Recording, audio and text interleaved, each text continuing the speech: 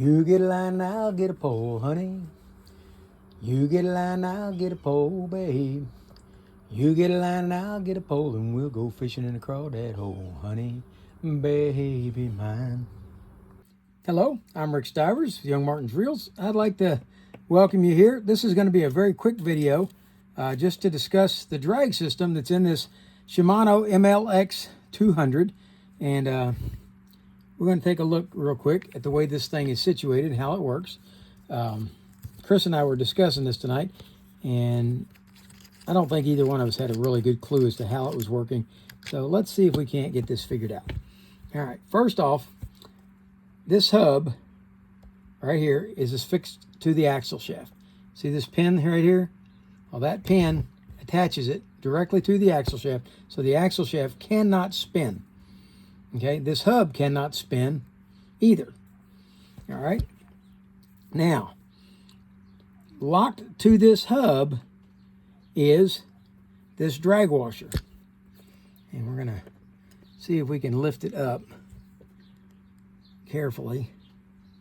And I really don't want to take a chance on breaking this drag washer. And originally I didn't even notice that there was a drag washer on it. It blended into the hub so well. And so I really wasn't paying that much attention to it. But if you look, this drag washer is keyed. So this is basically what would essentially be called an eared drag washer. And every time I let go of it, it drops back down. Okay. Trying to get it off enough so that you can get a good look at it. But I don't want to break it. Okay. Because it's the only one I have. All right, there it is. Now you can see it. That's the drag washer. Okay. It is keyed with these ears. Okay. That will key it to this hub so that it cannot spin. The drag washer sitting on this hub cannot spin. Okay. Because those ears lock it into these slots right here. Okay. Now let's see if I can get this to go back on without breaking. Need a little more light, I think. All right, now let's see what I got. Okay. There we go. There we go. And it slides down. Okay, so those ears lock this into these grooves so that drag knob or drag washer cannot spin on this hub. Now, the hub itself can spin. And if you look at it, there's nothing that's going to lock it to this hub, or the spool, sorry. The spool will rotate on around this hub unless something forces it not to, okay?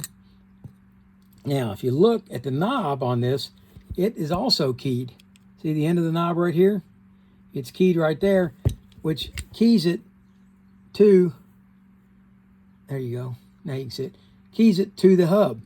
With it keyed onto the hub, if the spool rotates, the knob can't rotate.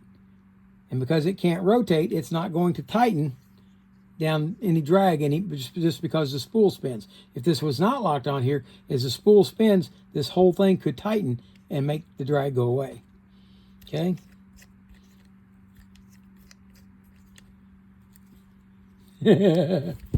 Now I've done it. There we go. All right. So there's the spool. Spool fits down. Oh, by the way, there's the clicker. See this wire? That wire on these teeth right here, that's going to be the clicker. Okay. So when that slides down, you can hear it. Not very loud, but you can hear it. Okay. And we'll go ahead and put this back on now. It's got to fit down over that keyway.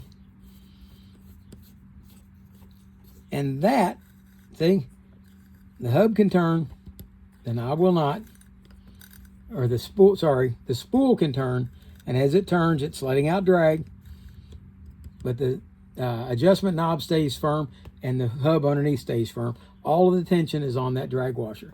The drag washer can't rotate against the hub, so it can only allow the hub to spin against the drag washer. And that's our drag for this reel. Not one of my favorite designs. But I hope you liked the video. If you did, hit the like button. If you didn't, hit the dislike button. Tell me what you didn't like about it. For now, that's Rick Stivers of Young Martin's Reels signing out.